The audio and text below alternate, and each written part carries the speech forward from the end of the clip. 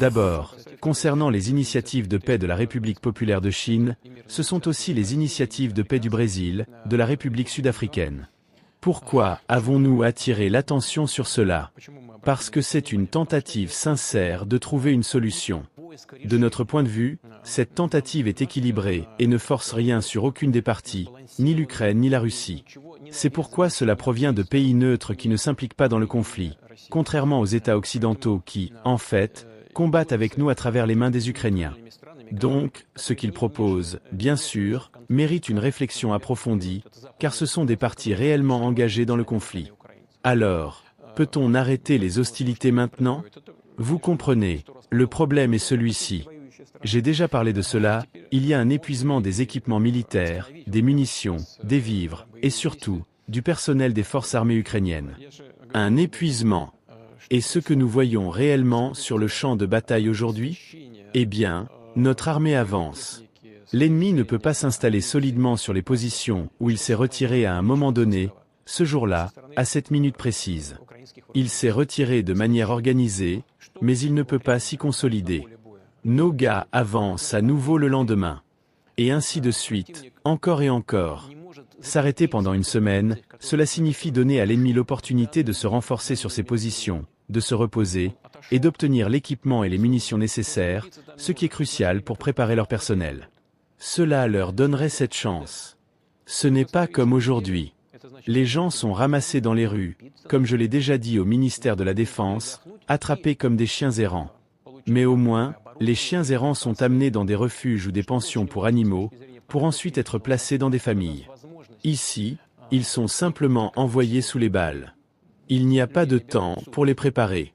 Et nos gars le constatent sur le champ de bataille. Leur préparation est loin d'être suffisante. Ce n'est pas l'école soviétique de formation des militaires. C'est une toute autre histoire. Même ceux qui sont formés dans les pays occidentaux n'arrivent pas à égaler cette école soviétique. Ils n'y arrivent pas. Parce que ceux qui forment n'ont eux-mêmes jamais combattu. Ils ne savent rien faire eux-mêmes. Voilà ce qu'ils enseignent. Donc, une période prolongée de relative trêve donnerait à l'ennemi la possibilité de se concentrer sur cela, la formation, la réformation, le renforcement de leur personnel. Dans certains bataillons de l'armée ukrainienne, 35 à 40% des effectifs sont présents. Le bataillon existe, mais il manque des soldats à l'intérieur. Voulez-vous leur donner cette opportunité de se renforcer? Nous n'avons pas besoin d'une trêve. Nous avons besoin de paix, d'une paix durable, solide, garantie pour la Fédération de Russie et ses citoyens. C'est une question complexe. Comment assurer ces garanties? Mais dans l'ensemble, on peut chercher une solution. Cependant, concernant les trêves à court terme, le Premier ministre hongrois, Viktor Orban, m'a soumis cette idée. Il m'a dit ceci. Je pense que Viktor ne m'en voudra pas si je dévoile au moins une partie de notre conversation. Il a dit, « Qu'est-ce que ça vous coûte? Qu'est-ce que cela vous coûterait de le faire pendant un jour ou deux? C'est une trêve de Noël, après tout.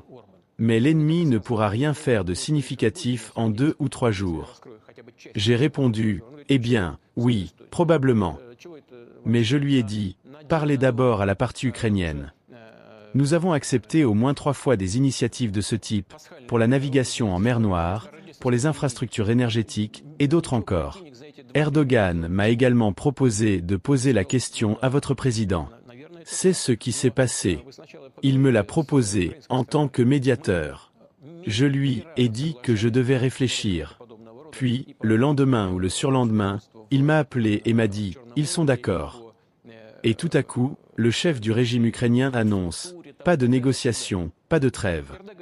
Ensuite, je l'ai rappelé, Erdogan, et je lui ai demandé « Alors, quoi ?»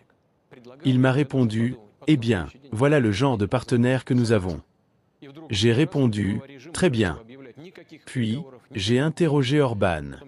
Il a proposé une trêve de Noël, ainsi qu'un échange de prisonniers. Je n'ai pas refusé. J'ai dit « En principe, il faut réfléchir. Demandez-leur. » Il leur a demandé. Le lendemain, le chef du régime a déclaré qu'il n'y aurait ni trêve ni échange de prisonniers. Voilà la réponse à votre question.